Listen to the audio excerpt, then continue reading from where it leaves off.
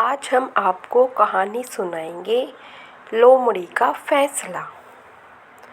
एक बार की बात है, एक पीपल के पेड़ के नीचे एक चिड़िया अपना घोंसला बनाकर रहती थी।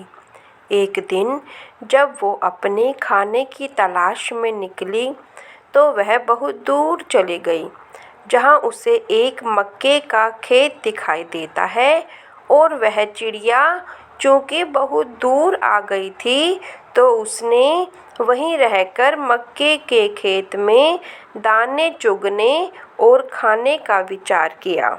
ऐसा करके कुछ महीने बीते ही थे कि एक दिन किसान आता है और सारी फसल काट ले जाता है।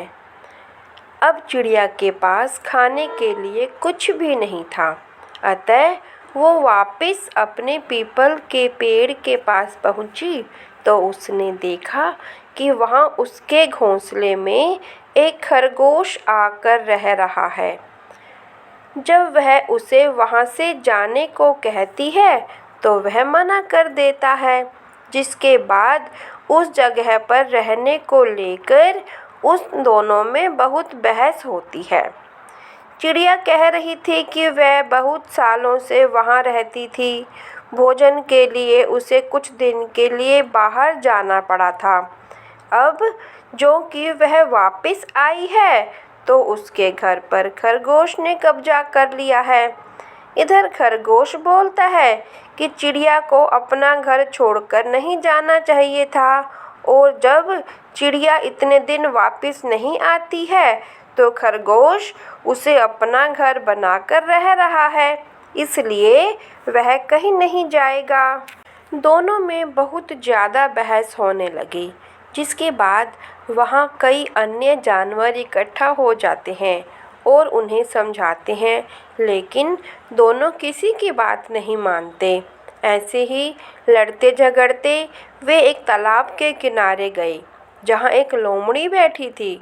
लोमड़ी दोनों को अपनी ओर आते देख आंखें बंद कर लेती है, जिससे उन्हें लगे कि वह ध्यान कर रही है।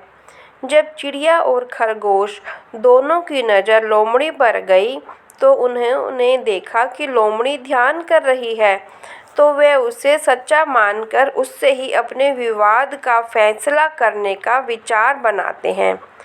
दोनों लोमड़ी के पास जाते हैं और बारी बारी अपनी परेशानी सुनाते हैं। लोमड़ी आँख खोल लेती है और उन्हें पास जाकर दोबारा से कहने को बोलती है। अब चिड़िया और खरगोश लोमड़ी के नज़दीक गए तो उसने बिना देरी किए दोनों को एक ही झटके में मार डाला और खा गई। इस कहानी से हमें सीख मिलती है कि कितनी भी बड़ी समस्या आ जाए, लेकिन कभी भी किसी अनजान पर भरोसा नहीं करना चाहिए, भले ही वह आपसे कितना भी मिलनसार क्यों ना हो। Thank you for watching. Please like, share and subscribe my channel.